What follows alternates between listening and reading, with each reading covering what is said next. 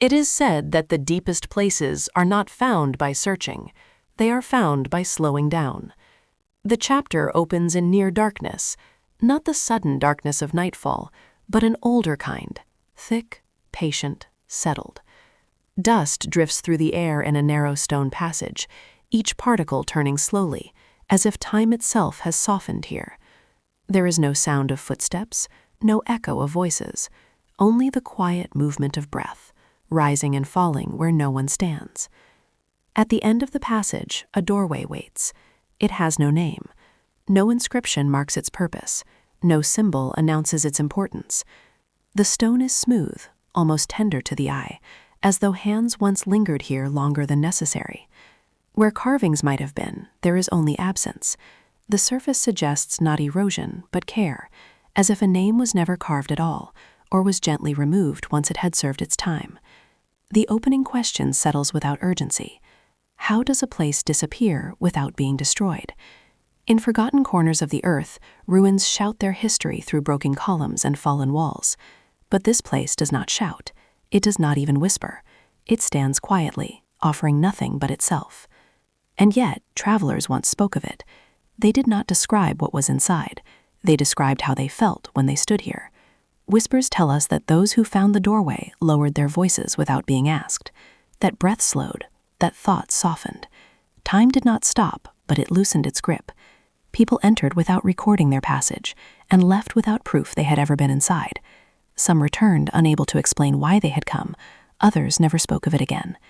Beneath the silence, the doorway feels less like an entrance and more like a pause, a threshold where intention matters more than direction. This was never a monument meant to be admired.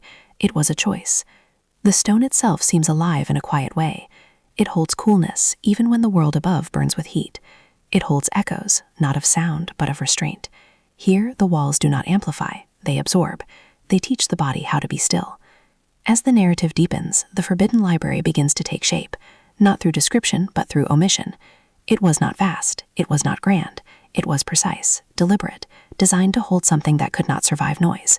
Some believe this library never held books, not in the way we imagine them. Instead, it held moments, whether remembered by scent, songs carried by repetition, then allowed to fade, movements practiced once, then trusted to memory. Knowledge here was not meant to accumulate, it was meant to pass through, like breath. The people who built this place understood something unsettling, that repetition can damage truth, that knowledge spoken too often loses its shape, that writing fixes what should remain fluid. So they built a library that resisted being remembered. Sacred silence became its guardian. Emotion moves gently here, from curiosity into reverence. The listener begins to sense that the lack of evidence is not failure, but design. The blank spaces in history are not always accidents. Sometimes they are mercy. Where memory fades, care can remain. This doorway did not protect knowledge by hiding it behind force. It protected it by asking for restraint. Those who arrived seeking certainty felt unease. Those who arrived seeking control felt nothing at all and turned away. The doorway did not judge, it simply waited. Inside, it is said, light behaved differently. Not brighter, softer. It touched stone briefly, then withdrew. There were no shelves to catalog, no scrolls to hoard. The chamber itself was the archive. The air held what needed to be known and released it when the moment passed. Some travelers claim they forgot what they learned the moment they stepped back into the world. Others felt no loss, only calm, as if forgetting was part of the gift. Perhaps that is why the library became forbidden. As the world beyond grew louder, or eager to collect and define, this place resisted. It offered no certainty to carry away, no relic to display, no authority to claim. So it was erased, not violently, but collaboratively. Maps forgot it, names dissolved. Stories thinned until only tone remained. The doorway endured, but its meaning softened, like a word repeated until it becomes sound alone. Emotion settles into hushed reverence. The listener no longer feels the urge to search. Instead, there is relief, a sense that not every mystery asks to be solved. Standing before the doorway now, you do not feel excluded. You feel rested. The stone does not invite you forward. It does not push you away. It allows you to stand exactly where you are, unburdened by the need to know. Dust continues its slow descent through the passage. The air remains cool. The doorway does not open, but it does not close either. It remains unnamed, unmarked, whole. The chapter ends without movement, without revelation, without sound. The doorway stands as it always has, silent, smooth, complete. Perhaps it was never meant to be found. Perhaps it exists only to remind us that some knowledge survives dust when left untouched. Some voices only echo when we are ready to listen. And some doors are not meant to be opened, only approached, acknowledged, and allowed to remain in peace. Let the thought settle, let the silence hold. And as sleep arrives, slow and unannounced, imagine the doorway still there in the dark, breathing quietly, asking nothing, guarding what was never meant to be taken. It is said that the first sound in the chamber was not a word. It was the suggestion of one, a turning, A soft movement, like pages shifting in still air, though no pages existed and no hands had come to touch them. The sound was imagined, remembered by the body rather than the ear. Breath moved through cool stone, slow and deliberate, as if the chamber itself were reading something that could not be written. This is where the story begins, not with ink or parchment, but with air. In forgotten corners of the earth, there were places where knowledge was not gathered but practiced, where memory lived not on surfaces but in movement, in repetition, in the quiet trust that what mattered would return when needed. This chamber, hidden deep within the forbidden library, was one such place. There were no shelves lined with scrolls, no tablets stacked in careful order. The walls were smooth, curved inward, shaped to hold silence rather than sound. When breath passed through the space, it did not echo, it softened, it slowed. Whispers tell us that those who entered felt their thoughts loosen, not vanish, simply lose their urgency. Time behaved differently here, not stopping, but becoming generous. The knowledge kept in this chamber was alive, not the histories of kings or the record of wars, not lists of laws or the rise and fall of power. What lived here were subtler things, the scent of rain remembered after years of drought, the way wind shifted before a change in season, songs learned by listening, not by seeing, rituals carried in the body, practiced once, then trusted to memory. Some believe the builders of this place feared writing, not out of ignorance, but out of respect. They believed that to write something down was to fix it in place, to hold it too tightly, to remove its breath. Ink, once dry, does not change, but wisdom, true wisdom, moves. It bends, it adapts, and when forced to remain still, it grows brittle. So they chose another way. Knowledge here passed from voice to voice, from presence to presence. A lesson spoken once might never be repeated. A song sung might be allowed to fade after a single night. Not everything was meant to last forever. This was not loss, it was balance. As myth and memory weave together, the listener begins to sense a different relationship with knowing, one less possessive, less anxious. In this place, forgetting was not failure. Forgetting was part of the design. Where memory fades, space is made for listening again. The chamber itself seemed to understand this. Dust gathered slowly on the stone, not as decay, but as rest. Light entered only briefly through narrow openings shaped like stars, touching the floor for a moment before withdrawing. Nothing here demanded attention. Nothing insisted on being remembered. Some cultures beyond the desert would later dismiss such practices as fragile, inefficient, dangerous.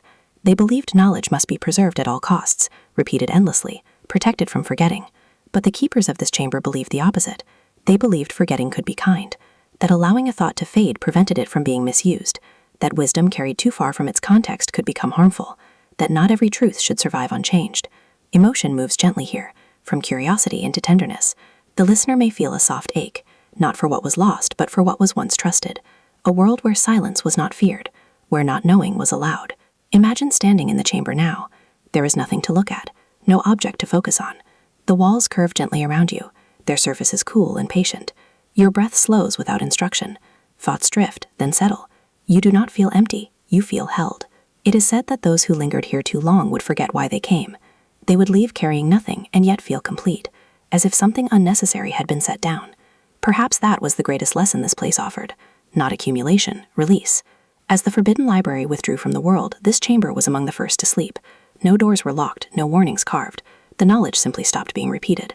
Voices fell quiet, movement ceased, and the chamber rested. Emotion softens further as the story nears its end. There is no tragedy here, only a gentle closing, the sense that something delicate was protected by being allowed to disappear. Some voices only echo when we are ready to listen, and some wisdom survives only by refusing to be written.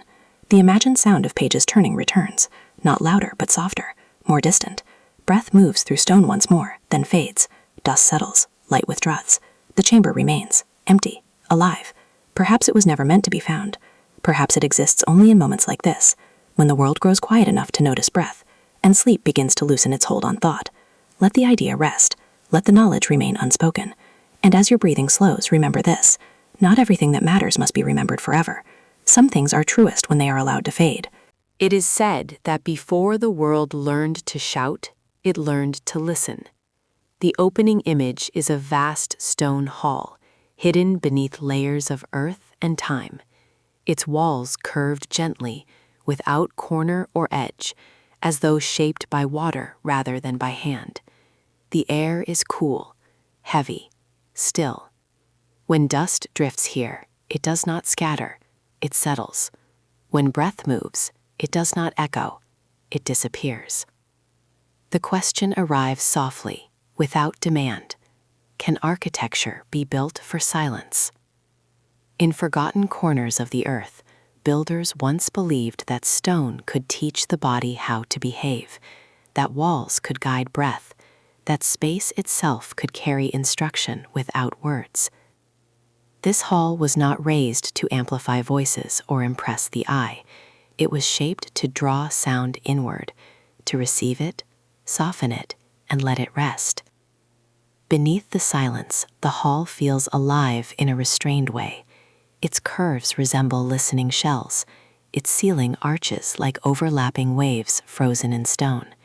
Even the steps leading inward are spaced with intention, asking the walker to slow, to place each foot carefully, to arrive gradually. Whispers tell us that those who entered felt their thoughts quiet before they reached the center. Words lost their urgency, questions softened. The body responded before the mind could explain why. Historical fragments, never complete, never certain, suggest the builders understood resonance deeply. They knew how sound moved, how it reflected, how it lingered, and more importantly, how it could be guided into stillness. In this hall, voices did not rise, they fell. The walls absorbed sound not as an enemy, but as a guest. Echoes were invited in, then released gently into nothing. The space taught restraint without command. This was not a place for speeches. It was a refuge from excess, of noise, of knowledge, of certainty. As the narrative deepens, the hall reveals itself as part of the forbidden library, though it held no texts. Instead, it held pause. It offered relief from accumulation. Here, knowledge was not added to. It was allowed to settle. Emotion moves inward, like sound itself. The listener may feel a subtle relief, the kind that comes after leaving a crowded room. The mind loosens its grip. The world feels distant, manageable. In an age beyond this hall, silence would become rare. Noise would be mistaken for importance. Information would be valued for its quantity rather than its weight. But here, in this chamber, the opposite was true. Silence was not emptiness, it was precision. The hall did not erase knowledge, it filtered it. Those who arrived carrying too much, too many answers, too many certainties, found their thoughts dissolving. Those who arrived willing to listen felt something remain. Where memory fades, attention sharpens. Some believe the hall was used before any teaching began, a preparation space, a cleansing of sound. Others believe it was the final chamber, a place to release what no longer needed to be carried. Perhaps it was both. Light entered this space rarely and briefly. Narrow apertures allowed it to touch the floor, then withdraw. It did not linger. It behaved like sound, present only long enough to be noticed. Dust gathered slowly, not as neglect, but as permission to rest. Emotion softens further as the story continues. The hall becomes a mirror for something many have forgotten, that silence is not the absence of meaning, but its condition. Some truths arrive only when the world grows quiet enough to hear them. The hall offered no revelation, no vision, no sudden understanding. Instead, it offered a sensation of being unburdened, of standing within something that did not require response. Those who left carried nothing tangible, yet many spoke of feeling lighter, as though something unnecessary had been set down. As the forbidden library withdrew from the world, this hall remained unchanged. It did not collapse. It was not sealed. It simply stopped being used. Sound ceased to visit. Silence settled fully. The space did not mourn. It completed itself. The chapter draws towards its close, as sound dissolves completely, not abruptly, gradually. A whisper becomes breath. Breath becomes air. Air becomes stillness. The hall remains, empty, curved, listening. Perhaps it was never meant to be found. Perhaps it exists only to remind us that quiet is not something we lose, but something we forget how to enter. Some voices only echo when we are ready to listen, and some halls were built not to be filled, but to teach sound how to rest. Let the thoughts slow. Let the silence hold. And as sleep approaches, imagine the hall still there beneath the earth, unchanged, patient, complete, waiting for a world that remembers how to be quiet. It is said that before the city slept, the water listened. The chapter opens not with sight, but with sound, or rather, with the memory of it. A hollow echo descends into darkness, the imagined drop of a cup lowered into a well. No splash follows, only the quiet return of air, cool and patient, rising from below. In forgotten corners of the earth, water once moved where no river ran. Beneath stone and sand, it followed paths learned slowly, guided not by force, but by invitation. The city understood this. It did not conquer water, it waited for it. The well stands empty now. Its circular rim is carved with spirals softened by time, the stone polished smooth by countless hands that once reached down with care. Dust gathers at the edge. Mist lingers faintly, as if the earth still remembers how to breathe here. Beneath the silence, channels extend outward, veins of stone etched into the ground, leading toward courtyards and chambers now dry. These were not pipes built in haste. They curve gently, respecting the land's contours. They listen for coolness, for subtle shifts in air, for the behavior of roots and insects. Some believe the city's engineers were also listeners. They read the ground the way others read the sky. Water revealed itself to those who slowed enough to notice. As the narrative deepens, myth enters softly. There are stories of springs that appeared only at night, of cisterns that filled without rain. Water here was considered alive, an elder presence that could withdraw if disrespected. The city honored this belief. Fountains were modest, basins were shallow, nothing rushed. The sound of water was allowed to speak briefly, then fade. Emotion flows gently, from admiration into quiet sorrow. The listener senses that what was lost was not water itself, but patience, the art of waiting, the humility to accept what arrives slowly. Underground, cisterns curve like sleeping chambers. Their walls carry mineral stains, green, blue, coppery traces that map former currents. Dust now settles where reflections once shimmered. Yet the chambers do not feel abandoned, they feel complete. It is said that when the city withdrew, the water did not vanish, it retreated, sinking deeper, beyond reach, beyond sound, carrying memory with it. The wells were left open, the channels were not broken, nothing was destroyed. The water simply learned to rest.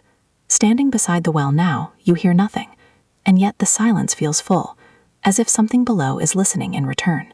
Where memory fades, depth remains. Light enters these spaces reluctantly. A narrow shaft touches the stone floor, then withdraws. Dust drifts like slow rain. Time stretches, unmeasured. Emotion softens as the chapter approaches its close. There is no call to restore what was, no desire to awaken what sleeps, only a gentle acceptance that some relationships end not in conflict, but in quiet separation. Perhaps the water waits. Perhaps it has moved on. Perhaps it was never meant to be held forever. The chapter ends where it began, beside the well. The echo has long faded. The rope is gone. The cup has returned to dust. Only cool air rises from the dark, brushing the surface of the world. Some voices only echo when we are ready to listen, and some waters sleep until patience returns. Let the thoughts settle. Let the silence hold. And as sleep approaches, imagine the water still there beneath the stone, unbroken, untouched, remembering hands that once lowered cups with gratitude, and a city that knew how to wait. It is said that the most carefully guarded places are not hidden by walls, but by forgetting. The opening image is dust drifting through a sealed stone chamber. Each grain moves slowly, as if time itself has grown tired here. There is no sound of footsteps, no echo of voices. The air is cool and patient. The space feels finished, not abandoned, but complete. This is the library without a name. No inscription announces it, no symbol marks its purpose. The stone offers nothing to identify what this place once held. Where names might have been carved, there is only smoothness. Where titles might have been remembered, there is silence. The question arrives softly, without urgency. What knowledge disappears first when a city chooses silence? In forgotten corners of the earth, libraries were once built not to display power, but to shelter fragility. This one did not stand tall or shine with ornament. It sank inward, carved patiently into the earth, as if asking to be overlooked. Ancient travelers spoke of a place where voices dropped to whispers, not out of fear, but instinct. They described a chamber entered carefully and exited quietly, carrying nothing visible away. Some doubted it was a library at all, because nothing could be pointed to and named. And yet it was remembered, not for what it contained, but for what it refused to hold. Beneath the silence, the library reveals its true nature. It was never meant to preserve grand chronicles or the rise and fall of kings. No wars were recorded here, no laws etched in stone. Instead, this place guarded the smallest things: the shape of clouds before rain, the timing of planting learned through listening, dreams spoken once, then allowed to fade, songs carried by breath and movement, never written down. Knowledge here was intimate, temporary, alive. Some believed the people who built this library feared permanence. They understood that fixing wisdom into text could drain it of context, that words separated from place and time could harden into something dangerous.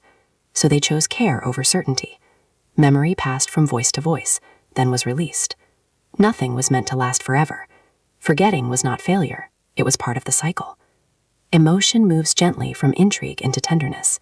The listener senses a deliberate kindness behind the erasure. This was not destruction, it was protection. Where memory fades, meaning can remain. The shelves carved into the walls are empty now, but their emptiness feels intentional. They do not accuse the past of loss. They simply wait, holding space rather than objects. Stone benches crowed gently from the walls, shaped for sitting rather than studying. The library did not demand focus, it invited presence. Light entered rarely. A narrow opening allowed moonlight to touch the floor briefly, illuminating dust motes before withdrawing again. Time was marked not by hours, but by moments of attention. As the world beyond grew louder, more eager to collect, to catalog, to control, this library became dangerous, not because of what it said, but because of what it refused to say. Empires could not own it, scholars could not extract it, rulers could not weaponize it, so it slipped away. Maps forgot it, names were never spoken again. The knowledge held here was folded inward, entrusted to silence. Emotion deepens into a soft ache, not for what is gone, but for what was once trusted. A world that believed wisdom could be held gently, that forgetting could be an act of care. Standing here now, you do not feel the urge to search. There is nothing to recover, nothing to translate, nothing to prove. The library asks for nothing, it simply rests. Some believe the knowledge still exists, not on stone or parchment, but in rhythm, in the way breath slows in quiet spaces, in the way attention softens when not demanded. Perhaps the library was never meant to be reopened. Perhaps it waits for a time when remembering will be gentle again. As the chapter draws to a close, dust continues its slow descent. Light withdraws. The stone holds its shape. The library remains nameless, unclaimed, whole. Some voices only echo when we are ready to listen, and some knowledge survives best when it is allowed to sleep. Let the thought rest. Let the silence hold. And as sleep approaches, imagine the library still there beneath the earth, empty, protected, complete, waiting not for discovery, but for a world that remembers how to let things be. It is said that the city chose its ending carefully. The chapter opens at dawn, when the desert is neither night nor day, and the world holds its breath between shadows. Pale light slips across stone streets and quiet courtyards. Fires have burned low on their own. Tools rest where they were last used, laid down gently, as if no one felt the need to rush. The gates stand open, not wide, not inviting, just enough to let the morning air pass through. The question arrives softly, without alarm. What does it mean for a city to close itself, not in fear, but in completion?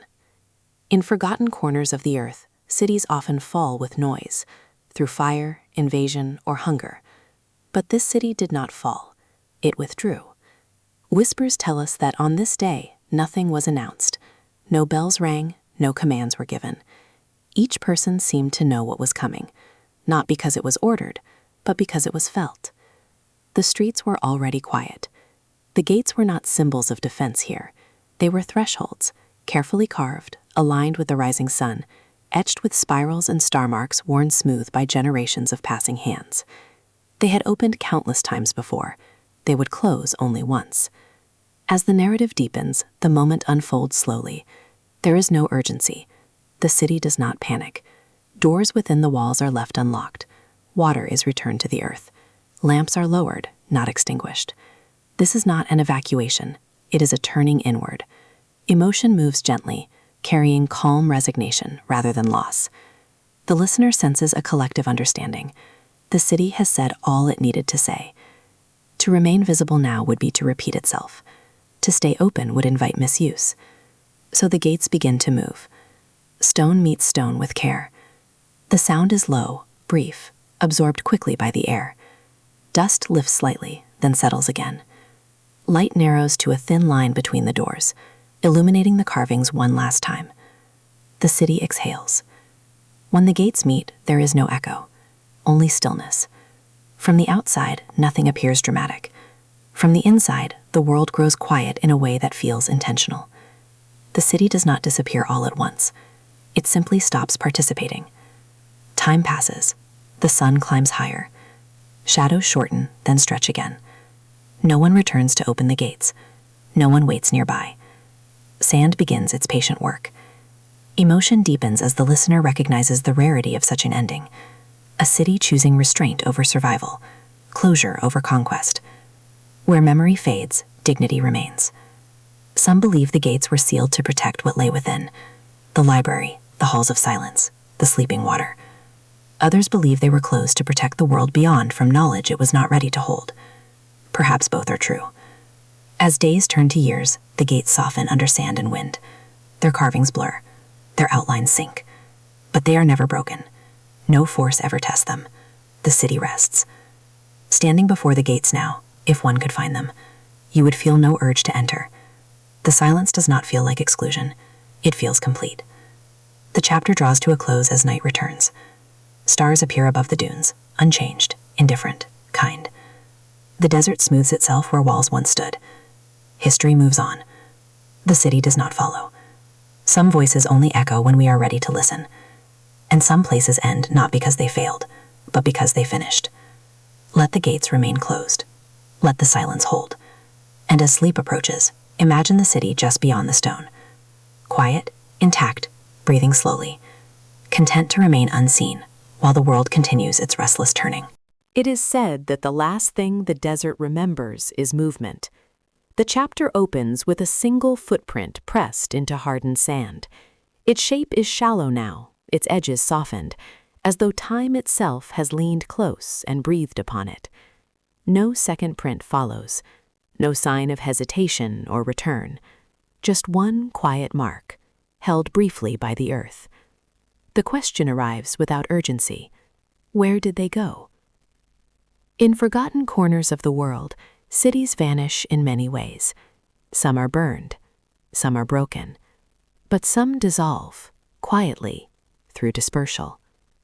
This chapter turns away from stone and inward, toward those who walked away and never came back. The road leading out of the city stretches gently into the dunes. It is not dramatic. It does not rise or descend sharply. It simply continues, thinning as it goes, until it becomes suggestion rather than direction. The stones are worn smooth by countless steps, each footfall layered upon another, until individuality disappeared into pattern. Whispers tell us that leaving was not exile, it was intention. There were no long caravans, no hurried departures. People left in small groups, or alone, carrying little. Tools were set down. Houses were left unlocked. The city did not empty all at once. It thinned. As the narrative deepens, possibility replaces certainty. Some believe the people dispersed deliberately, folding into surrounding lands, carrying silence with them. Others speak of pilgrimage, journeys without destination, guided by stars rather than maps. A few legends suggest that travelers sought anonymity, believing that the city's knowledge should dissolve into the world rather than remain concentrated. Emotion drifts toward longing, but never becomes grief. There is no sense of loss here, only distance. The listener feels the ache of separation without rupture, a farewell without words. Each footstep was a release. The roads themselves seem to understand this. They do not resist burial. They do not crack or collapse. They soften. They allow sand to gather gently in their seams, accepting erasure without protest. Where memory fades, belonging can spread. Some believe the city did not disappear. It dissolved into its people. That traces of its rhythm survived elsewhere, hidden in quiet customs, slow gestures, an instinct to pause before speaking. The footprint begins to fade. Wind passes over it, not violently, but persistently. Grain by grain, the shape loosens. Soon it will be gone. Not destroyed, but completed. Standing at the edge of the road now, you feel no pull to follow. The path does not invite pursuit. It feels private, resolved. The emotional arc settles into stillness. The listener senses that not every journey is meant to be traced. Not every departure leaves a map behind. Some footsteps exist only once. As night falls, moonlight briefly reveals the path again, just enough to acknowledge it. Then clouds pass. The road disappears into shadow. Stars remain. The chapter ends as the wind smooths the sand completely. The footprint is gone. The road is no longer visible. Nothing marks the way back. Only the feeling remains. That somewhere, long ago, people walked away not in fear, but in trust. Some voices only echo when we are ready to listen. And some journeys leave no return. Not because they failed, but because they were complete. Let the path fade. Let the silence hold. And as sleep approaches, imagine those footsteps dispersing gently into the world, carrying nothing but quiet, leaving nothing behind. It is said that silence can be drawn. The chapter opens with parchment unrolled across a stone table. Candlelight flickers gently, illuminating rivers, mountains, coastlines, each rendered with careful attention. The hand that traced these lines knew the land well. It lingered over valleys, followed the curve of water, measured distances with patience. And then, nothing. At the center of the map lies a space left untouched. No name, no symbol, no border. The parchment is smooth there, unmarked, as though the land itself resisted being drawn. The question settles quietly. What kind of place must be removed so carefully? In forgotten corners of the world, maps were once acts of power. To draw something was to claim it. To name it was to fix it in memory. But these maps, passed from hand to hand, century to century, refused that act. Whispers tell us that the cartographers knew exactly what they were leaving out. This was not ignorance, it was restraint. As the narrative deepens, the blank space becomes louder than any inscription. Measuring lines halt politely at its edge. Roots curve away from it. Notes fill the margins, but never cross into the quiet. Some believe the city asked for this omission, that after its gates were sealed and its people dispersed, the final act of withdrawal was to remove its name from the world's mouth. A place unspoken could not be misused. Others believe the decision belonged to the mapmakers themselves, guardians rather than recorders. They understood that some places carried knowledge too subtle for conquest, too fluid for borders. Emotion drifts into uneasy reverence. The listener senses a contradiction. Maps meant to reveal the world, choosing instead to protect part of it through silence. Where memory fades, intention remains. Star charts from this same era tell a different story. Constellations remain precise, carefully named, faithfully repeated. The sky was allowed to endure. The ground was permitted to disappear. Perhaps the stars were trusted more. Imagine holding one of these maps now. Your fingers trace familiar paths. Then pause. The blank space draws your attention, not with detail, but with absence. The longer you look, the more deliberate it feels. You do not feel curiosity alone. You feel respect. Some travelers claimed that when they asked about the missing land, guides changed the subject. Others said the maps were turned away from them entirely. Silence was not enforced, it was shared. Emotion softens as the listener realizes that forgetting here was collaborative, a quiet agreement between those who knew and those who chose not to speak. The blank space became a refuge. As centuries passed, copies of copies preserved the omission. New mapmakers repeated what they inherited. The reason faded, but the practice remained. Silence outlived explanation. Dust gathered on parchment. Archives collapsed, empires shifted, and still the maps refused to speak. Perhaps it was never meant to be found. Perhaps the land exists only when not described. The chapter draws toward its close. As the map is rolled carefully shut, the candle burns low. Shadows lengthen across the table. The blank space disappears into darkness, intact. Some voices only echo when we are ready to listen, and some places survive only by remaining unnamed. Let the parchment rest. Let the silence hold. And as sleep approaches, imagine that blank space expanding, not as emptiness, but as care, a quiet corner of the world left whole because no one insisted on defining it. It is said the stars never turned away. Long after voices softened and stone settled into sand, long after names loosened their hold on memory, the stars remained. Night after night, they traced the same paths across the sky, indifferent to what rose or fell beneath them. The chapter opens upward. The desert lies still, pale and unbroken, while above it the heavens burn quietly with ancient light. Each star holds its place, steady and patient, as it has for longer than any city can remember. Beneath that vastness, something fades, but not in the way ruins usually do. In forgotten corners of the earth, people once believed the sky was a witness. Not a judge, not a ruler, but a keeper of continuity. This city shared that belief. It allied itself not to power, but to permanence. Its streets followed the cardinal directions, its courtyards opened to the rising of specific stars. And at its heart stood a modest observatory, not tall, not imposing, built to watch rather than proclaim. The observatory was circular, its walls curving gently inward. At night, the roof dissolved into darkness and the sky poured in.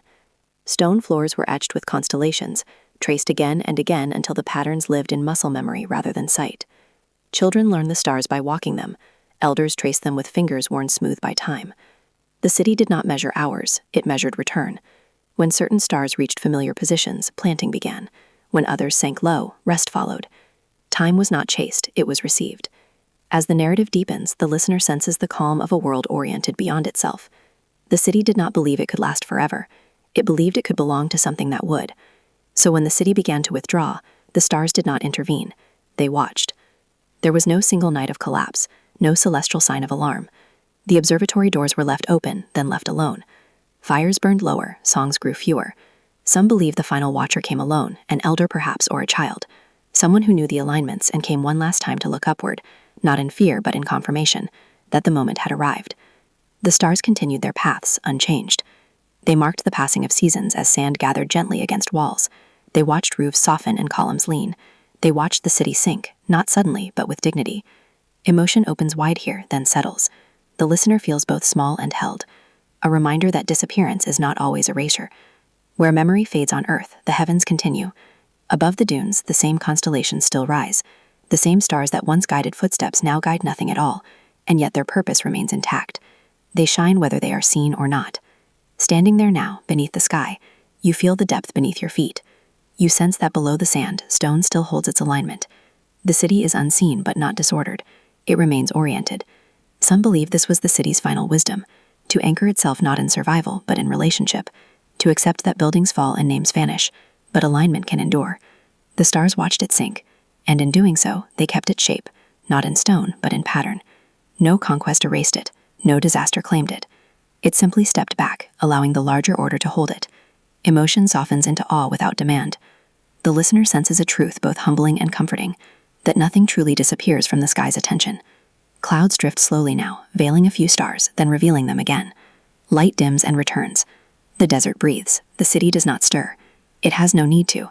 Its story is no longer written in walls or streets, but in angles, in orientation, in the quiet fact that once, here, people listened carefully to the night. Perhaps that is enough. Some voices only echo when we are ready to listen, and some places survive not by standing, but by sinking gently into the care of the sky.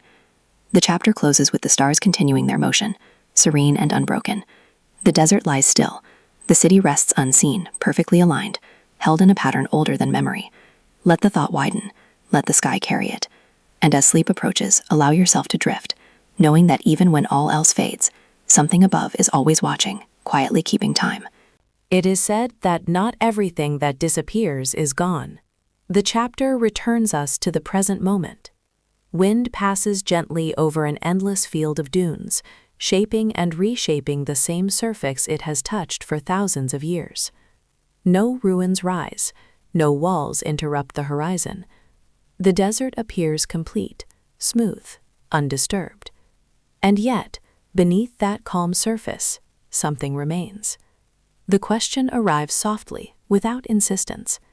Is the city gone, or merely sleeping? In forgotten corners of the earth, there are places that resist the word ruin. They are not broken, they are resting.